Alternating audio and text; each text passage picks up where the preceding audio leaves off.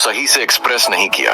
इस वीडियो में हम सीखेंगे कम्युनिकेशन की वो स्किल्स जो आपकी पर्सनल और प्रोफेशनल लाइफ दोनों को बदल देंगी। अगले 10 मिनट में आपको वो सूत्र मिलेंगे जो दुनिया के सबसे इफेक्टिव कम्युनिकेटर्स को खास बनाते हैं। एक लार्ज की थी नेहा। वो अपनी कंपनी की सबसे हार्ड वर्किंग एम्प्लॉई थी, लेकिन हर प्रमोशन उसके हाथ से फिसल जाता था। क्यों? क्योंकि मीटिंग में जब बोलने का मौका आता तो वो चुप हो जाती। उसे लगता अगर मैंने कुछ गलत कह दिया तो ये डर न जाने कितने लोगों को पीछे खींचता है। लेकिन एक दिन नेहा ने एक किताब पढ़ी, कम्युनिकेशन स्किल्स, और उसके बाद उसकी जिंदगी बदल गई। आज हम उसी जर्नी पर चलेंगे। तो चलिए शुरू करते हैं पहला chapter, the art of listening. Communication का पहला नियम है सुनो। लेकिन क्या हम सच में सुनते हैं? नहीं, हम अक्सर जवाब सोचते रहते हैं, सुनते नहीं। एक एक्सपेरिमेंट हुआ जहां दो लोगों को सिर्फ एक दूसरे को सुनना था। जिसने पूरी अटेंशन दी उसे ज्यादा ट्रस्ट और रिस्पेक्ट मिला। एक्टिव लिसनिंग का मतलब है सामने वाले की आंखों में देखना, बीच में न टोकना और बॉडी लैंग्वेज से शो करना कि आप एंगेज्ड हैं। सोचिए, आप कब लास्ट टाइम किसी को ऐसे सुने थे? अब आगे बढ़ते हैं एक और पावरफुल स्किल की ओर। एक बार की बात है, एक लड़का इंटरव्यू देने गया। वो टेक्निकली बहुत स्ट्रांग था, लेकिन जब एचआर ने पूछा टेल मी अबाउट योरसेल्फ, तो उसकी आवाज कांपने लगी, शब्द अटकने लगे। इंटरव्यू खत्म हुआ, लेकिन सिलेक्शन नहीं हुआ। क्यों? क्योंकि कम्युनिकेशन सिर्फ नॉलेज नहीं, कॉन्फिडेंस भी दिखाता है। अब सोचिए, क्या आप भी कभी ऐसी सिचुएशन में फंसे हैं? क्या आपका डर आपके शब्दों को मार रहा है? तो चलिए सीखते हैं स्पीकिंग विद कॉन्फिडेंस का पहला राज। सेल्फ कॉन्फिडेंस की सबसे बड़ी कुंजी है प्रैक्टिस और प्रेजेंस। बात करते वक्त आई कांटेक्ट रखें, शब्दों को धीरे धीरे और साफ बोलें, और सबसे जरूरी, साइलेंस से डरिए मत। ऋषि कपूर ने एक बार कहा था, पॉज इज पावरफुल। अगली बार जब आप कुछ कहें तो एक सेकंड रुकिए, सोचिए और फिर बोलिए।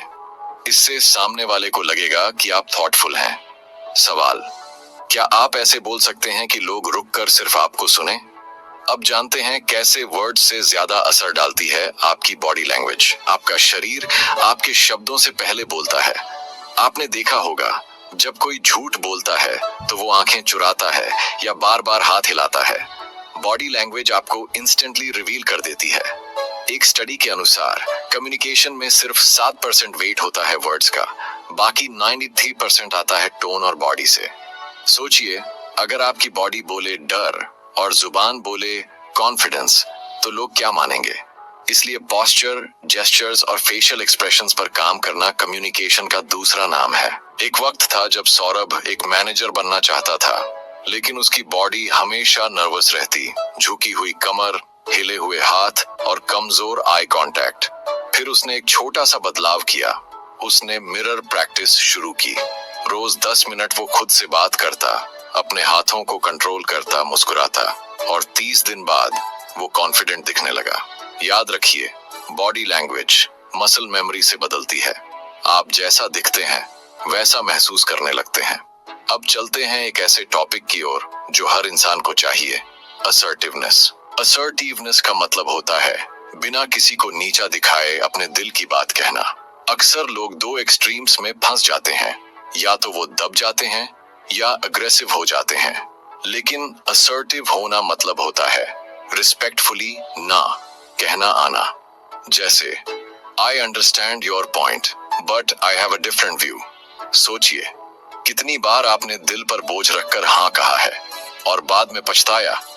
अब वक्त है बाउंड्रीज सेट करने का, क्योंकि आप जो अलाउ करते हैं वही कंटिन्यू होता है। एक बार रजत ने अपनी बॉस से ओवरटाइम के लिए ना कह दिया, विनम्र लेकिन दृढ़ता से।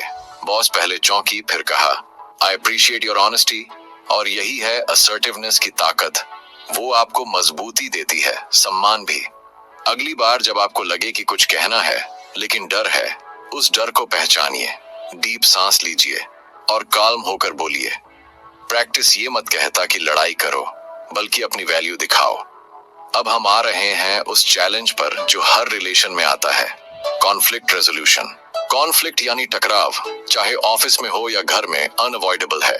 लेकिन ये आपकी कम्युनिकेशन स्किल ही होती है जो डिसाइड करती है कि वो कॉन्फ्लिक्ट बिगड़ेगा या सुधरेगा। एक छोटी सी कहानी, दो कॉलीग्स का झगड़ा क्लाइंट के सामने हुआ।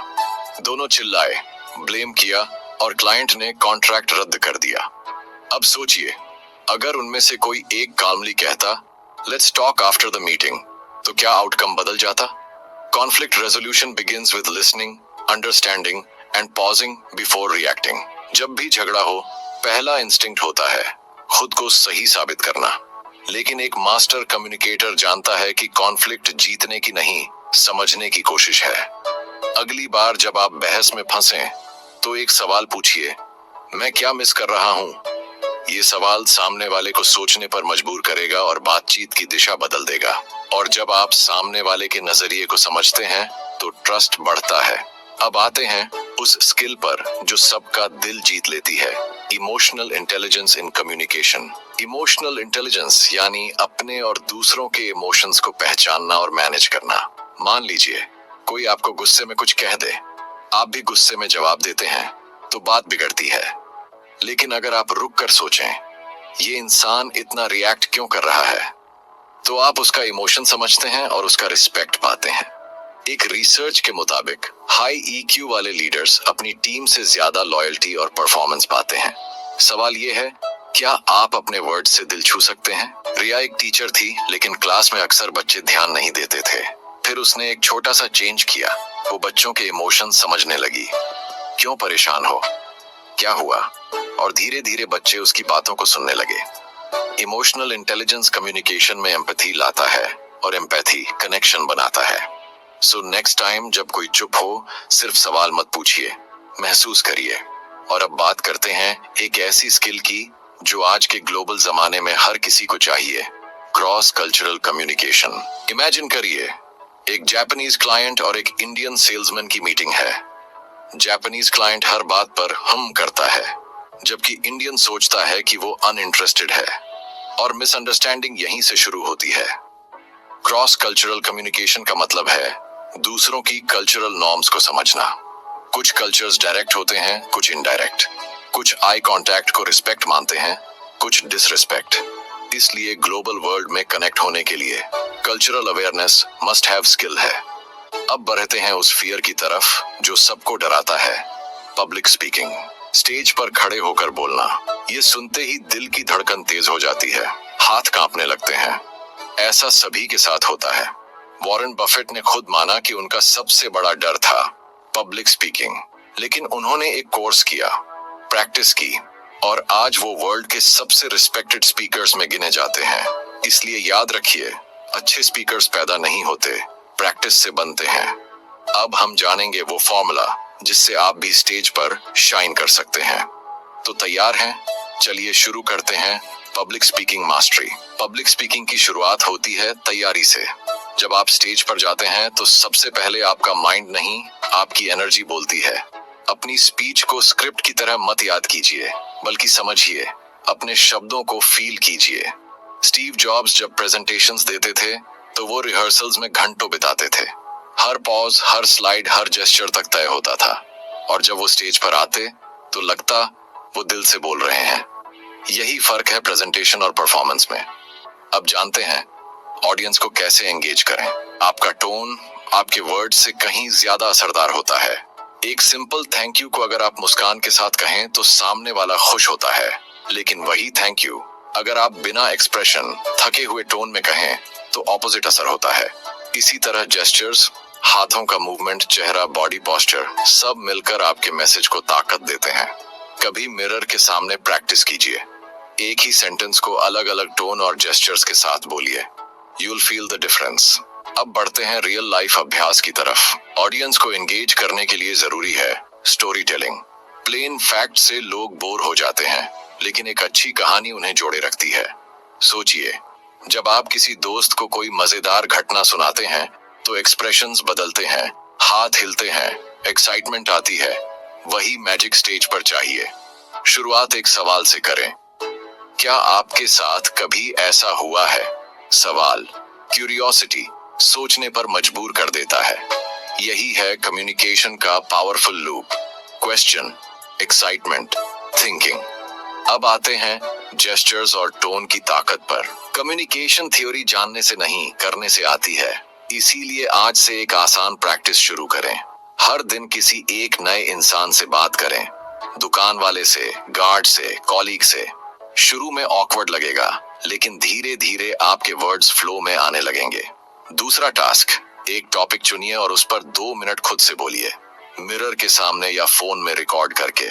Practice builds confidence and confidence builds charisma. अब बात करते हैं टेक्नोलॉजी के जमाने में कम्युनिकेशन कैसे बदला है।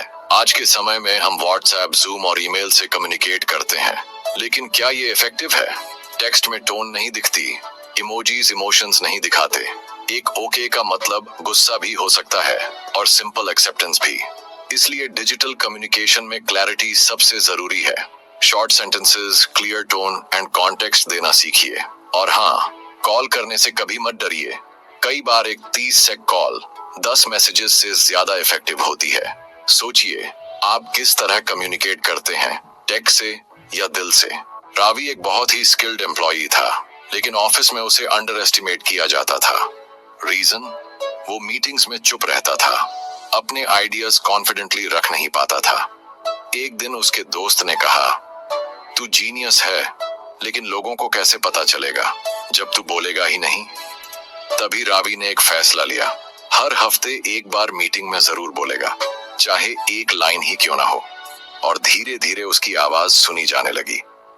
कम्युनिकेशन में साइलेंस भी एक लैंग्वेज है, लेकिन समय आने पर बोलना आना चाहिए। अब हम बात करते हैं लिसनिंग की एक और पावरफुल फॉर्म की, रिफ्लेक्टिव लिसनिंग। ये वो टेक्निक है जिसमें आप सिर्फ सुनते नहीं, बल्कि सामने वाले की बात को दोहराते हैं। जैसे कोई बोले, मुझे लगता है मेरा काम कोई समझता ही नहीं। आप कहें, तुम्हें लग रहा है कि लोग तुम्हारी मेहनत नहीं समझते। बस ये सुनते ही सामने वाला फील करता है कि वो समझा गया है। रिफ्लेक्टिव लिसनिंग टेंशन कम करती है और इमोशनल बॉन्ड बनाती है।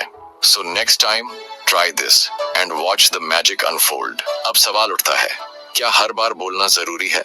जवाब है नहीं। ग्रेट कम्युनिकेटर्स जानते हैं कि कब बोलना है और कब रुकना है। साइलेंस कभी कभी सबसे पावरफुल मैसेज होता है।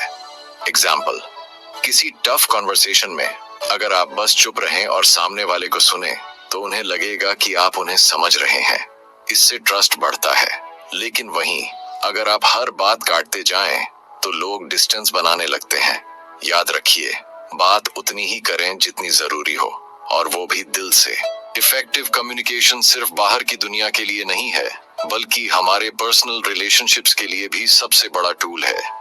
एक बार अंजलि और उसके पिता के बीच दूरी आ गई थी, बस इसलिए क्योंकि दोनों एक दूसरे से खुलकर बात नहीं करते थे। अंजलि ने एक दिन करेज करके अपने पापा से कहा, मैं आपसे बात करना चाहती हूँ। और उसी दिन उन्होंने 2 घंटे बात की, वो बातें जो सालों से अंदर थीं। कम्युनिकेशन रिश्तों को जोड़ता है, हीलिंग देता है। अगली बार किसी से दूर महसूस करें, बात कीजिए। अब सोचिए, आप अपने कम्युनिकेशन में सबसे ज्यादा स्ट्रगल कहाँ करते हैं? पब्लिक स्पीकिंग में, या अपने इमोशंस को वर्ड्स में बदलने में, या किसी बहस में काल्म रहने में? इस सोच से ही इंप्रूवमेंट की शुरुआत होती है। एक्सपर्ट्स कहते हैं, जो अपनी कम्युनिकेशन स्किल्स बेहतर करता है, वो अपनी जिंदगी बेहतर करता है। तो क्यों ना आज से एक कमिटमेंट लें, हर दिन कम्युनिकेशन में 1% बेटर बनने का। अगले चैप्टर्स में हम करेंगे डीप डाइव, प्रैक्टिकल टूल्स और रियल लाइफ एक्सरसाइजेस के साथ। क्या आप जानते हैं कि कम्युनिकेशन में सबसे बड़ी ताकत होती है क्लैरिटी? जब आपके वर्ड साफ और सिंपल होते हैं, तो सामने वाला कंफ्यूजन में नहीं फंसता। इमेजिन कीजिए, एक बॉस अपने टीम से कॉम्प्लिकेटेड टर्म्स में बात करता है, तो वो समझ नहीं पाते और मिस्टेक्स होती हैं। पर अगर सेम बॉस क्लियर, सीधे लैंग्वेज में बोले, तो सब कुछ स्मूथ चलता है। क्लैरिटी की प्रैक्टिस करें, अपनी बात को छोटे सेंटेंसेस में कहें, अननेसेसरी वर्ड्स हटाएं। यही स्किल आपको एक बेहतर कम्युनिकेटर बनाती है। रमेश ने अपने बिजनेस में एक बड़ा मिस्टेक किया। उसने अपनी टीम को अनक्लियर इंस्ट्रक्शंस दिए, काम अधूरा रहा, डेडलाइंस मिस्ड हुई और टेंशन बढ़ा। फिर उसने सीखा, इफेक्टिव कम्युनिकेशन में फीडबैक देना इक्वली इंपॉर्टेंट है। जब भी बात करें, ये पूछें, क्या आपको मेरी बात समझ आई? या क्या आप कंफर्टेबल हैं ये टास्क करने में? ये सिंपल क्वेश्चंस कम्युनिकेशन गैप को बंद करते हैं। फीडबैक लूप बनाएं और देखिए टीम वर्क कैसे बेहतर होता है। क्या आप जानते हैं कम्युनिकेशन में टोन सिर्फ फेस टू फेस ही नहीं बल्कि ईमेल्स, मैसेजेस और कॉल्स में भी दिखती है। एक सार्कास्टिक ईमेल से ऑफिस पॉलिटिक्स बढ़ सकती है और एक रिस्पेक्टफुल रिप्लाई से रिश्ते मजबूत। इसलिए डिजिटल कम्युनिकेशन में एक्स्ट्रा ध्यान दें। इमोजीज और पंक्चुएशन का सही इस्तेमाल करें ताकि आपके इमोशंस सही तरीके से समझे जाएं। टेक्नोलॉजी ने कम्युनिकेशन आसान किया है, लेकिन सेंसिटिविटी और रिस्पेक्ट देना भी जरूरी हो गया है। अब बात करते हैं नॉन वर्बल कम्युनिकेशन की।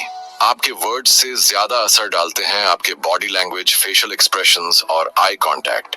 कभी सोचा है जब कोई आपकी बात सुनते हुए आंखें नहीं मिलाता तो आप कैसा महसूस करते हैं?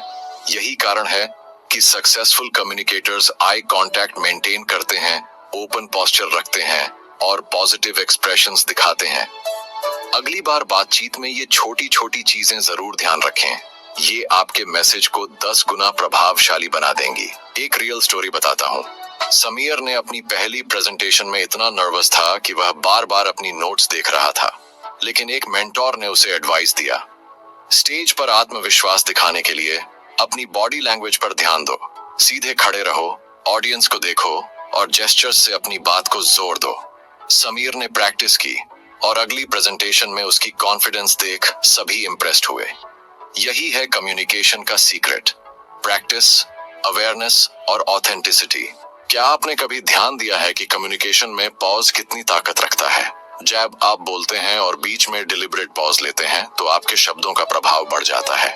इमेजिन करिए मार्टिन लूथर किंग जूनियर ने अपनी फेमस स्पीच में I have a dream phrase bar bar pause के साथ दोहराया, जिसने लोगों के दिलों में गहरी छाप छोड़ी। पॉज सुनने वालों को सोचने का मौका देता है और आपकी बात को एम्फसाइज करता है। अगली बार बोलते समय इंटेंशनल पॉज जरूर आजमाएं। असर्टिवनेस की सबसे बड़ी चैलेंज होती है सही बैलेंस बनाना। कभी कभी लोग डरते हैं कि अगर वे असर्टिव होंगे तो सामने वाले को नुकसान होगा या वो नाराज हो जाएंगे। लेकिन सही असर्टिवनेस से आप न केवल अपनी बात रखते हैं बल्कि सामने वाले के फीलिंग्स का भी सम्मान करते हैं। सोचिए, अगर हर कॉन्वर्सेशन में आप खुद की वैल्यू बताएंगे और दूसरों की भी सुनेंगे तो कितनी पॉजिटिव रिलेशनशिप्स बनेंगी। इस बैलेंस को सीखना हर सफल कम्युनिकेटर की निशानी है। एक बार नेहा अपने बॉस से प्रमोशन मांगने गई, लेकिन नर्वसनेस के कारण उसकी बात अधूरी रह गई। मेंटर ने उसे बताया, असर्टिवनेस कम्युनिकेशन का वो पहलू है जिसमें आप अपने नीड्स और बाउंड्रीज को क्लियरली और रिस्पेक्टफुली व्यक्त करते हैं। असर्टिव कम्युनिकेशन पैसिव या एग्रेसिव नहीं होती बल्कि कॉन्फिडेंट और एम्पैथेटिक होती है। नेहा ने सीख लिया कि ना कहना भी कम्युनिकेशन का हिस्सा है। क्या आप अपनी असर्टिवनेस को बढ़ाने के लिए तैयार हैं? कॉन्फ्लिक्ट रेजोल्यूशन में सबसे जरूरी होता है प्रॉब्लम को व्यक्ति से अलग करके देखना। बहुत बार हम अपने ईगो के कारण डिस्कशन को पर्सनल बना लेते हैं, जिससे बात और बिगड़ जाती है। इमेजिन करें, दो दोस्त किसी मिसअंडरस्टैंडिंग की वजह से लड़ रहे हैं। अगर वे अपने गुस्से को छोड़कर समस्या पर ध्यान दें तो समाधान आसानी से निकल सकता है। इस तरह के अप्रोच से कम्युनिकेशन में क्लैरिटी आती है और रिलेशनशिप मजबूत होता है। क्या आप तैयार हैं अपने कॉन्फ्लिक्ट्स को दोस्ताना हल करने के लिए? एक क्लाइंट मीटिंग में अर्जुन को पता चला कि क्लाइंट उसकी सर्विस से संतुष्ट नहीं है। अर्जुन ने डिफेंसिव होने के बजाय कामली क्लाइंट की बातें सुनी और कहा, मैं आपकी चिंताओं को समझता हूँ, चलिए मिलकर सॉल्यूशन निकालते हैं। ये काल्म एटीट्यूड और ओपन कम्युनिकेशन ने क्लाइंट के दिल में ट्रस्ट बढ़ाया। कॉन्फ्लिक्ट रेजोल्यूशन सिर्फ लड़ाई को खत्म करने का नाम नहीं बल्कि एक नए समझौते की शुरुआत है। क्या आप तैयार हैं अपनी कम्युनिकेशन को नेक्स्ट लेवल पर ले जाने के लिए? इमोशनल इंटेलिजेंस या ईक्यू कम्युनिकेशन की वो ताकत है जो हमारे शब्दों से भी ज्यादा असर डालती है। राहुल की कहानी सोचिए। एक स्ट्रेसफुल मीटिंग में उसने गुस्सा होने की बजाय कामली सिचुएशन समझी और रिस्पॉन्स दिया। उसकी इमोशनल इंटेलिजेंस ने सिचुएशन को एस्केलेट होने से बचाया। ईक्यू हमें सिखाती है कि दूसरों की फीलिंग्स को समझना और अपने इमोशंस को मैनेज करना कम्युनिकेशन को स्मूथ बनाता है। क्या आप अपनी ईक्यू बढ़ाने के लिए तैयार हैं? अब बात करते हैं एम्पैथी की, दूसरों की फीलिंग्स को महसूस करने की एबिलिटी। एम्पैथी कम्युनिकेशन में ब्रिज बनाती है। जब आप सामने वाले की बात को उनकी नजरों से समझने की कोशिश करते हैं तो आपकी बातों में जादू आ जाता है। एग्जाम्पल, जब कोई दोस्त परेशान होता है और आप सिर्फ सुनते हैं बिना जज किए तो वो रिलैक्स महसूस करता है। एम्पैथी से रिश्ते मजबूत होते हैं और मिसअंडरस्टैंडिंग्स कम। क्या आप अपनी कम्युनिकेशन में एम्पैथी ला सकते हैं? इमोशनल इंटेलिजेंस बढ़ाने का सबसे पहला कदम है सेल्फ अवेयरनेस, मतलब अपने इमोशंस को समझना और पहचानना। जब आप जानते हैं कि कब आप अपसेट, नर्वस या एक्साइटेड हैं, तो आप बेहतर तरीके से कंट्रोल कर सकते हैं कि अपनी बात कैसे रखें। सोचिए, अगर आप स्ट्रेस में हो और गलती से हार्श वर्ड्स कह दें तो सिचुएशन बिगड़ सकती है। इसलिए खुद को समझना और पॉज लेना कम्युनिकेशन का पहला स्टेप है। अगली बार अपनी इमोशंस पर ध्यान दें। क्रॉस कल्चरल कम्युनिकेशन आज के ग्लोबल वर्ल्ड में बहुत जरूरी है। प्रिया की कहानी याद कीजिए, जो एक मल्टीनेशनल कंपनी में काम करती थी। डिफरेंट कल्चर्स से आने वाले कॉलीग्स के साथ बात करते समय उसे लैंग्वेज बैरियर्स, अलग कस्टम्स और एक्सप्रेशंस का सामना करना पड़ा। उसने सीखा कि ओपन माइंड और पेशेंस के साथ कम्युनिकेशन करना जरूरी है। कल्चरल डिफरेंसेस को समझना और रिस्पेक्ट करना इफेक्टिव कम्युनिकेशन का आधार है। आप कैसे क्रॉस कल्चरल बैरियर्स को तोड़ेंगे? पब्लिक स्पीकिंग में सबसे बड़ा डर होता है फियर ऑफ जजमेंट। लेकिन सच ये है कि ज्यादातर ऑडियंस आपकी गलती नहीं देखती, वे बस आपकी कहानी सुनना चाहते हैं। सोचिए, जब आप किसी फेमिलियर टॉपिक पर बात करते हैं तो कॉन्फिडेंस बढ़ जाता है।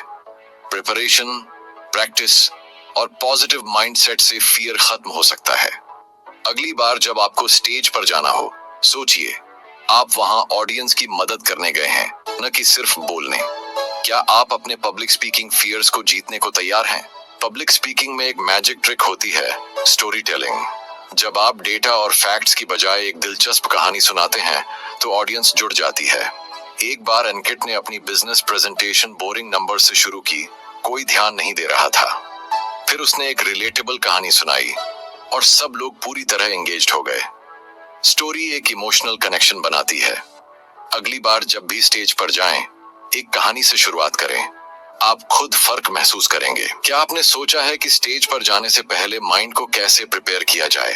वन सिंपल मेथड है विजुअलाइजेशन। इमेजिन करिए कि आप कॉन्फिडेंटली स्टेज पर खड़े हैं, ऑडियंस मुस्कुरा रही है और हर वर्ड इम्पैक्ट डाल रहा है। ये मेंटल रिहर्सल आपका नर्वसनेस कम करता है। सचिन तेंदुलकर भी अपनी बैटिंग से पहले शॉट्स विजुअलाइज करते थे। यही तरीका पब्लिक स्पीकिंग में भी काम करता है। आप भी आज से विजुअलाइजिंग प्रैक्टिस शुरू करें। प्रेजेंटेशन स्किल्स में एक सबसे अंडररेटेड टिप है स्ट्रक्चर। जब आपकी बातों का एक लॉजिकल फ्लो होता है, introduction, main content and conclusion, तो ऑडियंस आपकी बात बेहतर समझती है। एक स्पीकर ने बिना स्ट्रक्चर के बोलना शुरू किया और सब कंफ्यूज हो गए, लेकिन दूसरे ने पहले कहा, मैं आज 3 बातें शेयर करूंगा, और हर पॉइंट को क्लियरली समझाया। क्लैरिटी और ऑर्डर आपके मैसेज को अनफॉरगेटेबल बना देते हैं। प्लान करें, फिर बोलें। अब बात करते हैं कम्युनिकेशन इन पर्सनल रिलेशनशिप्स। एक बार रितु और उसके पापा के बीच मिसअंडरस्टैंडिंग हो गई, बस इसलिए क्योंकि दोनों ने ठीक से एक दूसरे की बात नहीं सुनी।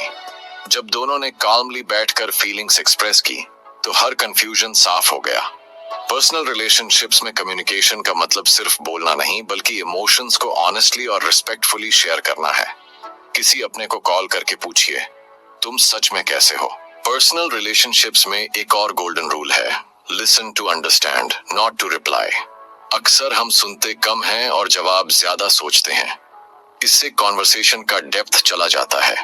एक बार प्रिया की दोस्त अपसेट थी और प्रिया बस सॉल्यूशंस दे रही थी, लेकिन दोस्त को बस चाहिए था कि कोई उसकी फीलिंग्स समझे। जब प्रिया ने सिर्फ चुप रहकर सुना, दोस्त का दिल हल्का हो गया। कभी कभी साइलेंस ही सबसे केयरिंग जवाब होता है। अब चलते हैं वर्कप्लेस कम्युनिकेशन की ओर।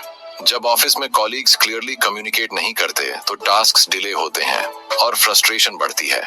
एक बार एक ईमेल में सिर्फ इतना लिखा था, इस टास्क को जल्दी पूरा करो। रिजल्ट, एम्प्लॉई कंफ्यूज था कि डेडलाइन क्या है, एक्सपेक्टेशंस क्या है। प्रोफेशनल सेटिंग में क्लैरिटी, टोन और कंप्लीटनेस बहुत जरूरी है। इफेक्टिव कम्युनिकेशन प्रोडक्टिविटी और रिलेशनशिप्स दोनों को ग्रो करता है। टेक्नोलॉजी ने कम्युनिकेशन को आसान किया है, लेकिन कॉम्प्लिकेटेड भी। व्हाट्सएप, जूम और ईमेल्स ने इंस्टेंट कांटेक्ट तो दिया, लेकिन डिस्ट्रैक्शंस और मिसअंडरस्टैंडिंग्स भी बढ़ी। एक बार समीर ने एक मैसेज को गलत समझकर अपने दोस्त से झगड़ा कर लिया। Lesson, tone can't always be red in text, इसलिए कभी क्रिटिकल बात हो तो फोन कॉल या फेस टू फेस बात करें। सही मीडियम चुनना कम्युनिकेशन का बड़ा हिस्सा है। वर्क प्लेस में एक और जरूरी स्किल है, ईमेल एटिकेट।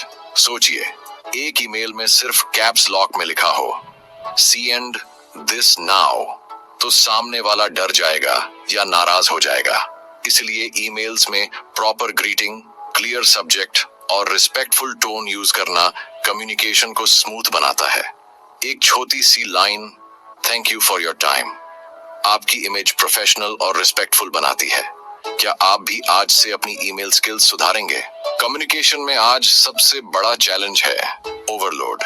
इतना कंटेंट, इतना इंफॉर्मेशन कि लोग सुनते नहीं, स्क्रॉल कर जाते हैं। ऐसे में आपकी बात का असर कैसे हो? Simple, make it relevant, emotional and valuable. जब आप किसी की जरूरत से जुड़ी बात करते हैं तो वो ध्यान से सुनते हैं। जैसे एक short message, I am here if you need to talk, किसी डिप्रेस्ड इंसान की जान बचा सकता है। आपकी वर्ड्स में ताकत है, वाइजली यूज करें। अब समय है रिफ्लेक्शन का। आपने अब तक कम्युनिकेशन की कई लेयर्स सीखी, listening, speaking, body language, emotional intelligence, conflict resolution और पब्लिक स्पीकिंग। पर सबसे जरूरी बात यह है, प्रैक्टिस। कोई भी बॉर्न कम्युनिकेटर नहीं होता, ये स्किल बार बार कोशिश करने से बनती है। हर कॉन्वर्सेशन एक मौका है खुद को बेहतर बनाने का। आज से हर इंटरेक्शन को एक लर्निंग अपॉर्चुनिटी मानिए। कम्युनिकेशन सिर्फ स्किल नहीं, ये एक सुपर पावर है। एक बार की बात है, एक टीचर ने अपने स्टूडेंट से कहा, हर दिन किसी एक इंसान से इंटेंशनल बातचीत करो। स्टूडेंट्स ने स्ट्रेंजर्स से स्मॉल टॉक शुरू की, फैमिली से ओपन कॉन्वर्सेशन की और स्लोली उन्हें अपने अंदर बदलाव महसूस होने लगे।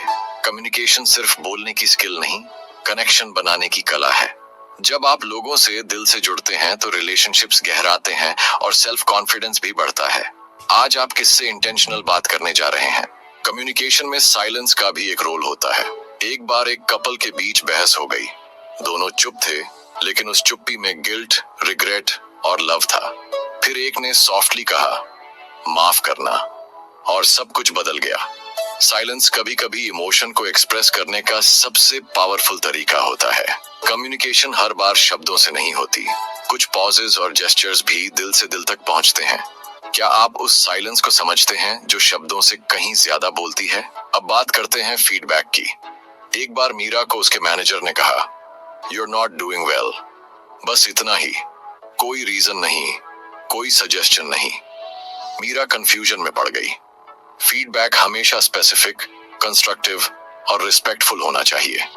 अगर आप चाहते हैं कि सामने वाला सुधरे तो उसे बताएं क्या ठीक नहीं था, क्यों नहीं था और कैसे सुधारा जा सकता है। कम्युनिकेशन में फीडबैक एक गिफ्ट है, इसे थॉटफुल बनाएं। कम्युनिकेशन सिर्फ वर्ड्स की नहीं, इंटेंट की भी होती है। एक ही बात, तुमने ये क्यों किया और क्या हम बात कर सकते हैं, दोनों का असर बहुत अलग होता है। इंटेंट अगर जजमेंटल है तो सामने वाला डिफेंसिव हो जाएगा, लेकिन इंटेंट अगर अंडरस्टैंडिंग वाला है तो बात बनती है। जब आप जेन्युइन क्यूरियोसिटी और रिस्पेक्ट के साथ बात करते हैं तो कम्युनिकेशन नेचुरल फ्लो में होती है। अगली बार कुछ कहने से पहले सोचिए, मेरा इंटेंशन क्या है? कम्युनिकेशन एक लाइफ लॉन्ग जर्नी है। इसमें कभी मास्टरी नहीं आती, क्योंकि हर इंसान, हर सिचुएशन अलग होती है। पर जितना प्रैक्टिस करेंगे उतना कनेक्शन, क्लैरिटी और कॉन्फिडेंस बढ़ेगा। रोज एक छोटी चीज पर काम कीजिए, चाहे वो बेहतर सुनना हो, काल्मली जवाब देना हो या बॉडी लैंग्वेज पर ध्यान देना हो। कम्युनिकेशन आपकी थिंकिंग, रिलेशनशिप्स और करियर को बदल सकती है। क्या आप इस जर्नी को सीरियसली लेंगे? चलो अब एक कम्युनिकेशन एक्सपेरिमेंट करते हैं। आज जब आप किसी से बात करें तो उसे बिना इंटरप्ट किए पूरी बात कहने दें। फिर एक मोमेंट पॉज लें और जवाब सोच कर दें। आप पाएंगे कि कॉन्वर्सेशन का लेवल ही बदल गया है। हम जितना ध्यान से सुनते हैं उतना ही असरदार जवाब दे पाते हैं। ये छोटा सा चेंज आपकी कम्युनिकेशन को नेक्स्ट लेवल पर ले जा सकता है। तो आज ही ट्राई करके देखिए, क्या फर्क महसूस हुआ?